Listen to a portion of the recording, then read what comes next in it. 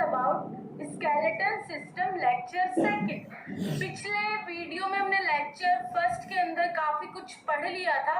आज हम lecture second में देखते हैं क्या क्या पढ़ने वाले हैं। Okay, the appendicular skeleton. तो जैसे कि हमने अपने प्रीवियस वीडियो में देखा था, अपेंडिकुलर स्केलेटन के अंदर कहाँ कहाँ की बोन आती है। तो जैसे हमने पढ़ा था स्कल की बोन आती है, वर्टिब्रल की बोन्स आती है, तो वही हम इसमें देखेंगे। तो आप ये पॉइंट्स देख रहे हो, lips, pectoral glider, pelvic glider. तो ये तीनों पॉइंट्स आगे हम वन बाय वन करके डिस्कस करेंगे। तो अपेंडिकुलर स्केलेटन में कहाँ की बोन्स आती है? स्कल और वर्टिब्रल कॉलम को छोड़कर बाकी जितनी भी बोन्स है वो कहाँ पे आती है? अपेंडिकुलर स्केलेटन के अंदर। तो जैसे आप देख पा रहे होंगे, इन्होंने रिब्स को, वर्टिब्रल कॉलम्स को और स्कल को ब्लू किया हुआ है, ठीक है। बाकी जो बोन्स बचती है, इन ब्लू पार्ट्स को छोड़ करके बाकी जो बोन्स बचती है वो कहाँ पे आती है? अपेंडिकुलर स्केलेटन के अंदर आती है, ठीक है।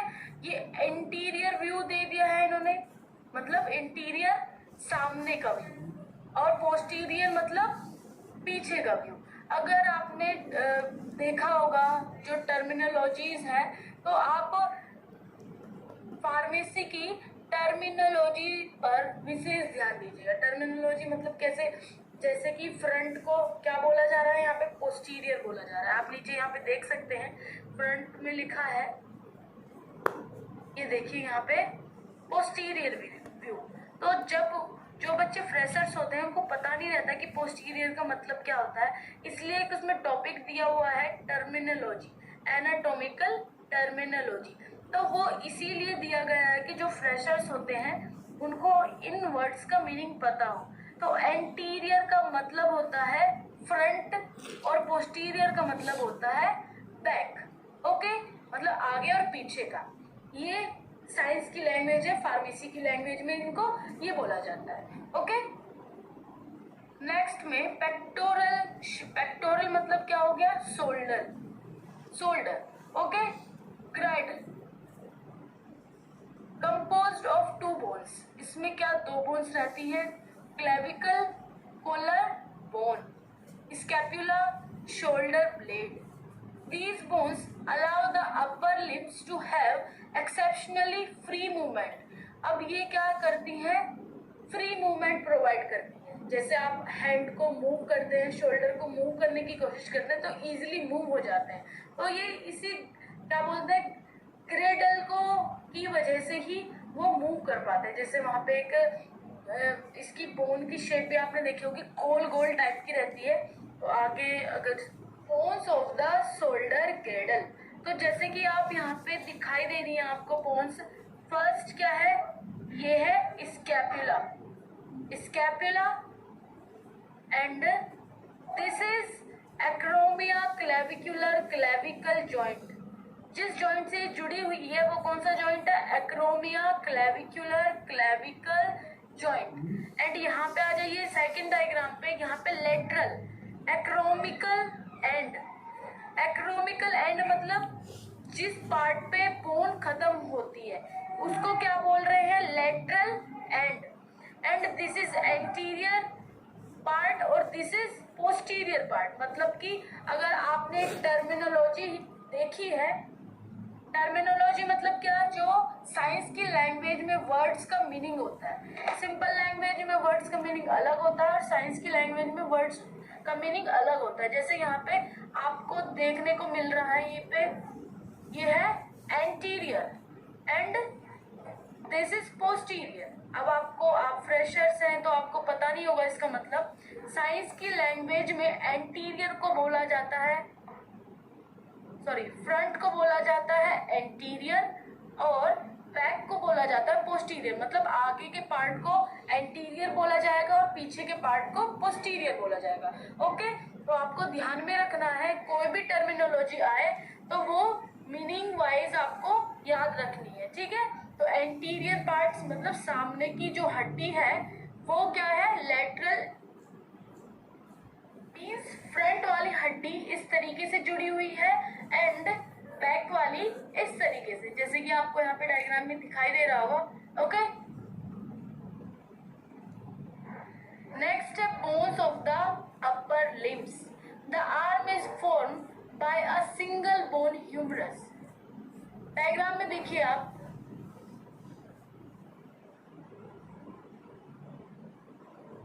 बोन आपको दिखाई दे रही है, ये शोल्डर से लेके एल्बो तक की है, तो उस बोन का नाम है ह्यूमरस. मतलब जो शोल्डर से लेके एल्बो तक की बोन होती है, सिंगल बोन उसमें होती है, उसको ह्यूमरस बोलते हैं. Okay, bones of the upper, the forearm has two bones, ulna and radius. अब जो एल्बो से लेके पाल्म तक की जो हड्डी है उसको उल्ला और रेडियस बोला जाता है. यहाँ पे आप डायग्राम में देखिए, एक बोन यहाँ पे अपर साइड में है एंड इसके बैक साइड में भी एक छोटी सी बोन है. तो अपर साइड में जो बोन है वो थोड़ी मोटी है एंड पीछे वाली बोन थोड़ी पतली है. तो आगे वाली बोन है रेडियस और पीछे वाली बोन है उल्ना.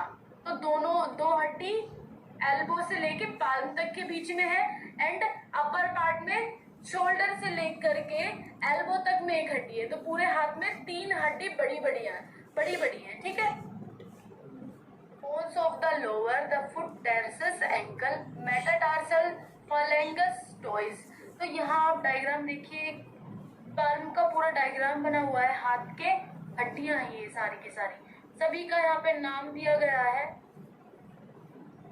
Radius, उल्ना, lunate, ट्राइकोट्रल, पेसिफोम, hamate.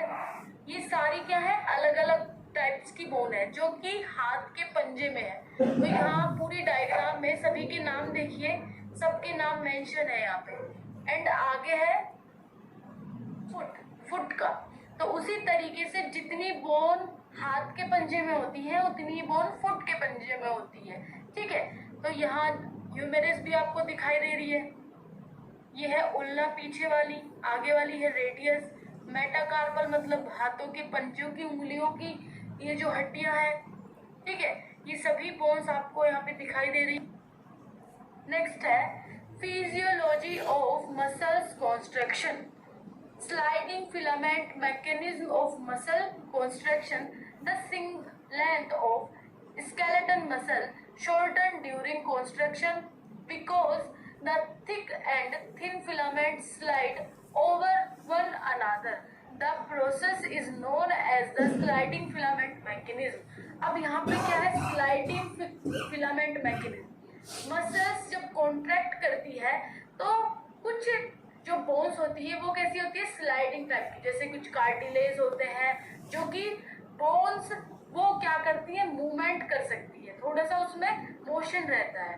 ठीक. तो वो कॉन्ट्रैक्शन के टाइम पे या फिर किसी ऐसे स्लाइडिंग टाइप पर क्या करती है, वो स्लाइड कर जाती है. The thick filaments contain 300 myosin molecules. जो थिक फिलामेंट्स है उसके अंदर 300 मॉलिक्यूल्स रहते हैं. It consist of 2 part, myosin tail, myosin head. Myosin tail form the shaft of the thick filament and head project toward the thin. जो myosin tell foam है वो क्या करता है, एक थिक जो फिलामेंट है उसको फॉर्म करती है और head project towards the thin. और जो हेड प्रोजेक्ट है मतलब कि हेड के साइड का पोर्शन है वो थिन टाइप का होता है और जिसके कारण ये कॉन्ट्रैक्ट होने के बाद मूवमेंट, इनके अंदर मोशन होता है. Filaments. Thin filaments contain actin, troponin and tropomyosin protein. Filaments के अंदर एक्टिन प्रोटीन है, ट्रोपोनिन प्रोटीन है, ट्रोपोमाइसिन प्रोटीन प्रेजेंट है.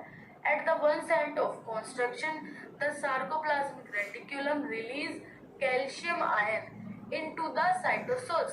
एक सेट मतलब अगर कॉन्ट्रैक्शन की कंडीशन में जो सार्कोप्लाज्मिक रेटिक्यूलम है उससे क्या कैल्शियम आयंस रिलीज होते हैं इनटू द साइटोसोल.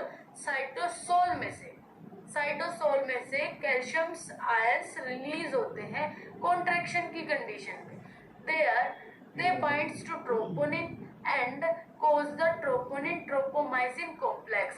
और वो कहाँ पर जाकर जुड़ते हैं, ट्रोपोनिन बाइंड्स हो जाते हैं ट्रोपोनिन पर और फिर क्या करते हैं, troponin tropomyosin complex form करते हैं, बनाते हैं to move away from the myosin binding site on actin, और ये मूव कर जाते हैं मायोसिन बाइंडिंग साइट पर, ठीक है। Once the binding site are free, एक बार जब बाइंडिंग साइट फ्री हो जाती है, the repeating sequence of event of the construction cycle occur, sequence construction cycle है वो बार बार रिपीट होती रहती है, that cause the filament to slide on each other, और फिर जो फिलामेंट है वो स्लाइड हो जाती है, मतलब स्लाइड होती रहती है एक दूसरे से। बार बार जब कंस्ट्रक्शन की कंडीशन होगी तो ये क्या होगा, फिलामेंट स्लाइड होता रहेगा, मतलब मूवमेंट करता रहेगा। The construction cycle consist of 4 step, construction cycle 4 step इसके अंदर है। कौन कौन से हैं, यहाँ पे देखिए, पहला है myosin head split ATP and become reorient and energize. Second यहाँ पे पॉइंट है, मायोसिन हेड स्प्लिट हो रहा है, एटीपी इसमें यूज होती है, बिकम रीओरिएंट एंड एनर्जाइज। तो यहाँ पे जो मायोसिन हेड है वो क्या हो रहा है, स्प्लिट हो जा रहा है, यहाँ पे आप देखिए स्प्लिट हो रहा है, और इसमें एनर्जी भी यूज हो रही है, एटीपी से एटीपी बन रहा है यहाँ पे, एक मतलब एटीपी का फॉर्म निकल करके एनर्जी खत्म हो गई तो एटीपी की फॉर्म से एडीपी में आ गया है। सेकंड है myosin head binds to actin forming cross bridge. Actin मतलब इसमें जाकर के जो मायोसिन हेड है वो कहाँ पे जाके बाइंड होगा, एक्टिन प्रोटीन पे, और क्या करेगा, क्रॉस ब्रिज बना लेगा, इस तरीके से क्रॉस ब्रिज बना लेगा, ठीक है। मायोसिन हेड रोटेट होगा towards centre of the sarcomeres, power stroke, मतलब सार्कोमेयर्स के सामने जाकर मायोसिन हेड रोटेट हो जाएगा। रोटेट होने के बाद क्या होगा, as myosin head binds ATP the cross bridge detach from actin, जो क्रॉस ब्रिज है वो डिटैच हो जाएगा एक्टिन प्रोटीन से। Myosin head binds ATP, myosin head ATP से बाइंड हो जाएगा और क्रॉस ब्रिज मतलब कि डिटैच हो जाएगा एक्टिन प्रोटीन से। Neuromuscular junction NMJ, the neurons that stimulate the skeletal muscles fibers to contract are called as somatic motor neurons। जो न्यूरॉन्स है स्टिमुलेट किसको करते हैं, द स्केलेटन मसल्स फाइबर को, to contract as called somatic motor neurons. जो neurons skeleton muscles को stimulate करते हैं उसको सोमैटिक मोटर न्यूरॉन्स कहा जाता है। Neuromuscular junction is the synapse between a somatic motor neurons and a skeletal muscles fiber। neuromuscular junction is a synapse। जो neuromuscular junction है वो क्या है, साइनेप, दोनों के बीच में somatic motor neurons and skeleton muscles fibre के बीच में क्या होता है, न्यूरोमस्कुलर साइनेप जंक्शन होता है। A synapse is a region between two neurons। साइनेप दो न्यूरॉन्स के बीच का क्षेत्र है, मतलब रीजन है। और between a neurons and a target cells between somatic motor neurons and muscles fibers, और किस किस के बीच का भी, न्यूरॉन्स का और टारगेट सेल के बीच का भी जो जंक्शन कहलाएगा वो साइनेप जंक्शन होगा, neuromuscular junction. Synapse contain a small gap, synapse small gap contain करता है, कॉल्ड अ साइनेप्टिक क्लेफ्ट, जिसको हम साइनेप्टिक क्लेफ्ट बोलते हैं, that separate the two cells, जो क्या करती है, टू सेल्स को सेपरेट करती है। The first cell communicate with the second cell by releasing a chemical called as neurotransmitter. जो एक सेल दूसरी सेल से कम्युनिकेट कर पाती है, कौन से केमिकल्स को क्या बोलते हैं, न्यूरोट्रांसमीटर बोलते हैं। जो केमिकल्स रिलीज होते हैं एक सेल से दूसरी सेल को कम्युनिकेट करने के लिए, उन केमिकल्स को न्यूरोट्रांसमीटर बोला जाता है। these receptors are abundant in the motor and plate that provide a large surface area for binding of ACH. अब ये क्या करते हैं, जो रिसेप्टर्स मोटर नर्व्स रहती हैं और सेंसरी नर्व्स रहती हैं, वो सब इंफॉर्मेशन को कैरी करके नर्व्स के थ्रू लेकर के जाती है। तो यहाँ पे क्या हो रहा है, जो न्यूरोमस्कुलर जंक्शंस है वहाँ पे कुछ केमिकल्स रहते हैं जो कि क्या होते हैं, रिलीज होते हैं। रिलीज होने के बाद वो अपनी बाइंडिंग साइट पर जाकर बाइंड होते हैं। बाइंडिंग साइट पर जाने के बाद अपना एक्शन दिखाते हैं। जब वो क्या हो जाते हैं, अटैच हो जाते हैं जब वो अपना एक्शन दिखाते हैं। A neuromuscular junction include all the synaptic end neuromuscular junction पर साइनेप्टिक एंड बल्ब जुड़े हुए हैं सभी पर। यहाँ पे देखिए बल्ब टाइप के क्यों, क्योंकि यहाँ पे कोई जो केमिकल रिलीज होने के बाद केमिकल आएगा वो इन बल्ब्स के थ्रू ही पास आउट होता है on one side of the synaptic cleft plus the motor end plate of the muscles fibre on the other side. दूसरी साइड में क्या है, मसल्स फाइबर्स जुड़ी हुई है। Organization of skeletal muscles tissue. Skeletal muscles are made up of 100 to 1000 cells of which are called as muscles fiber. जो skeletal muscles है वो किससे बनी हुई है, 100 और 1000 cells से मिलकर बनी हुई है, जिसको muscles fibers कहते हैं। The muscles fibers are of the elongated shape. Elongated shape मतलब कि जो मसल्स फाइबर है वो किसी एक शेप में नहीं रहती, बहुत सारी उनकी शेप्स रहती हैं। The outer most layer encircling the entire muscles called as epimysium. जो आउटर मोस्ट लेयर है, सबसे बाहर की लेयर है, उसको बोला जाता है epimysium.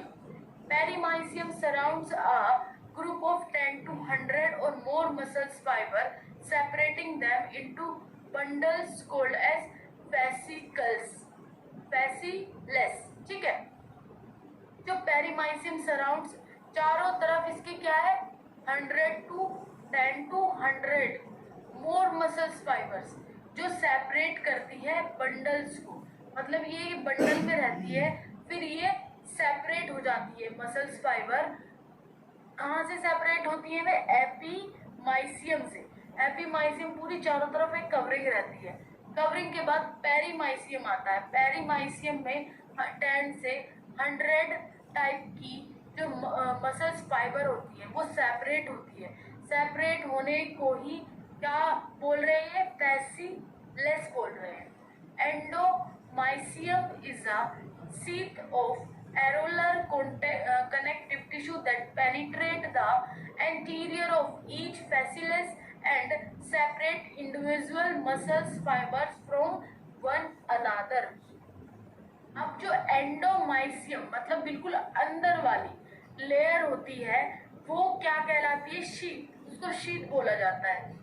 एरोलियर connective tissue that penetrate, connective tissue को वो पेनिट्रेट कर देती है the anterior of each fascicle and separate individual muscles fibre from one another. मतलब कि कनेक्टिव टिश्यू में भी वो क्या कर जाती है, पेनिट्रेट कर जाती है और सेपरेट करती है इंडिविजुअल मसल्स फाइबर्स को, एक दूसरे से सेपरेट करती है। सबसे पहले आउटर मोस्ट लेयर है एपीमाइसियम, फिर जो पेरीमाइसियम है वो कौन सी है, बीच वाली लेयर है। जो भी बीच वाली लेयर है उसको क्या बोल रहे हैं, फैसिली बोल रहे हैं, ठीक है। And last one is endomysium. Endomysium सबसे अंदर वाली लेयर है एंड वो क्या है, शीट कवरिंग है, उसको हम शीट भी बोलते हैं।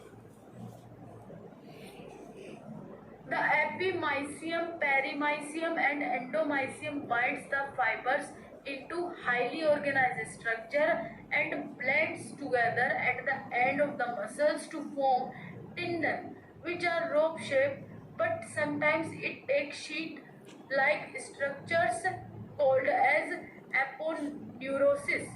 The tendon attach the muscles to bone. अब जो तीनों लेयर्स हैं वो फाइबर्स क्या है, हाईली ऑर्गेनाइज स्ट्रक्चर बनाती है। यहाँ आप स्ट्रक्चर देख रहे हैं, मसल्स फाइबर, मसल फैसिली, एपी मायोसियम, सब यहाँ पर एक दूसरे के ऊपर कवरिंग है। सबसे एंडोमाइसियम, फिर पेरीमाइसियम, फिर एपीमाइसियम, जो सबसे बाहर की कवरिंग है। तो इस तरीके से पूरी कवरिंग चढ़ी रहती है। कवरिंग के बाद जो फिर केमिकल्स हैं, ट्रांसपोर्टेशन का काम होगा, और मसल्स फाइबर जो कॉन्ट्रैक्ट होनी है, वो सब फिर अपना फंक्शन करती है। मतलब कि इस तरीके से पूरी कवरिंग चढ़ी रहती है मसल्स फाइबर्स की। Components of the skeleton muscles fiber. Individual fibers may be very long. जो फाइबर्स हैं वो बहुत लंबी हो सकती है, up to 75 centimeter in the longest muscles. Longest muscles 25 centimeter तक हो सकती है। Each cell has several nuclei. प्रत्येक सेल, मतलब जितनी हमारी बॉडी के अंदर सेल्स हैं, सबका न्यूक्लियस अलग अलग होता है। that are situated just under the cell, जो सेल के अंदर सिचुएटेड होता है। मेम्ब्रेन कॉल्ड एज सार्कोलेमा, जो जिस मेम्ब्रेन को क्या कहते हैं, सार्कोलेमा मेम्ब्रेन कहते हैं। जो स्केलेटन मसल्स फाइबर्स के अंदर जो न्यूक्लियस प्रेजेंट होता है उसको सार्कोलेमा बोला जाता है। The cytoplasm of muscle cells is called sarcoplasm. अब जो साइटोप्लाज्म मसल सेल्स का होगा उसको सार्कोप्लाज्म बोला जाएगा। Skeleton muscles fiber contain many mitochondria that are used for production of ATP from glucose and oxygen. Glucose और ऑक्सीजन से skeleton muscle cells बहुत सारे माइटोकॉन्ड्रिया क्या करती है, कंटेन, इसके अंदर बहुत सारे माइटोकॉन्ड्रिया प्रेजेंट होते हैं जो एटीपी का प्रोडक्शन करते हैं। एटीपी मतलब एनर्जी का प्रोडक्शन करते हैं। Sarcoplasm also contain red colour. Sarcoplasm के अंदर रेड कलर प्रेजेंट होता है। Oxygen binding protein called as myoglobin. तो जो जिसके अंदर ऑक्सीजन और प्रोटीन प्रेजेंट होते हैं, जो रेड कलर है उसके सार्कोप्लाज्म के अंदर प्रेजेंट रहता है। कहाँ प्रेजेंट रहता है? स्केलेटन मसल्स के अंदर सार्कोप्लाज्म के अंदर रेड कलर प्रेजेंट होता है, जिसके अंदर ऑक्सीजन और प्रोटीन्स बाइंड रहते हैं। उसको हम मायोग्लोबिन बोल रहे हैं। These small structure are called as myofibrils। अब ये जो आपको स्ट्रक्चर दिखाई दे रही है वो है मायोफिब्रिल्स की। Myofibrils are about 2 in diameter। का जो डायमीटर होता है वो 2 होता है। A fluid filled system of membranous sac called as sarcoplasmic reticulum encircle each myofibrils। A fluid filled system, इसके अंदर क्या रहता है? फ्लूइड भरा हुआ रहता है। सैक जो फ्लूइड इस मेम्ब्रेन के अंदर भरा हुआ रहता है उसको क्या बोला जाता है? सार्कोप्लाज्मिक रेटिकुलम बोला जाता है। ठीक है। इन relax muscles fibres the SR store calcium ion. जो रिलैक्स मसल्स फाइबर होती है उसके अंदर कैल्शियम आयन स्टोर रहता है। Release of calcium from the terminals cistern of the SR trigger the process of the muscles construction. जब muscles construction का process होता है तब कैल्शियम टर्मिनल से रिलीज की जाती है। Filaments and sarcomeres. Thick filament यहाँ पे आपको स्ट्रक्चर में दिखाई दे रही है। यह thick filament, this is protein, actin, troponin, ट्रोपोमाइसिन protein. ये तीनों प्रोटीन है थिक एंड थिन फिलामेंट पर। And one thick filament and one myosin molecule. ये मायोसिन टेल है। This is thick filament and sarcomere a band. This is myosin actin filament, myosin cross linkage actin। ये सभी diagram आपको सभी किसके दिखा रहे हैं? मसल्स फाइबर्स के हैं, अलग अलग साइट्स पर जो प्रेजेंट रहते हैं। Within myofibrils are smaller structure called as filament. Myofibril की जो स्मॉलर स्ट्रक्चर्स होती है उसको फिलामेंट्स कहते हैं। Two type of filaments are present, thin filament, thick filament. Thin filaments are 8 mm in diameter and 1 to long। 8 mm की जो इसकी डायमीटर होती है फिलामेंट की, थिन फिलामेंट्स की। थिक फिलामेंट्स की 60 mm की डायमीटर होती है और लॉन्ग इतने मीटर वो लॉन्ग होता है। Both these thin and thick filaments are involve in construction process. दोनों में क्या, थिक और थिन फिलामेंट्स में कंस्ट्रक्शन प्रोसेस होती है। The filaments in the myofibril do not extend the entire length of a muscle fiber। ये जो myofibril filaments होते हैं वो ज्यादा मतलब लंबा उसको फैला filaments are present. Thin filament, thick filament. Thin filaments are 8 mm in diameter and 1 to long। 8 mm की जो इसकी डायमीटर होती है फिलामेंट की, थिन फिलामेंट्स की। थिक फिलामेंट्स की 60 mm की डायमीटर होती है और लॉन्ग इतने मीटर वो लॉन्ग होता है। Both these thin and thick filaments are involve in construction process. दोनों में क्या, थिक और थिन फिलामेंट्स में कंस्ट्रक्शन प्रोसेस होती है। The filaments in the myofibril do not extend the entire length of a muscle fiber। ये जो myofibril filaments होते हैं वो ज्यादा मतलब लंबा उसको फैला नहीं सकते ज्यादा। Insist they are arranged in compartment called as sarcomere। ये कंपार्टमेंट में अरेंज रहते हैं जिसको सार्कोमेयर्स कहते हैं। The basic functional unit of myofibril। Z disc separate one sarcomere from the next sarcomeres। Z disc बोलते हैं एक सेपरेट पार्ट को क्या बोल रहे हैं, Z disc।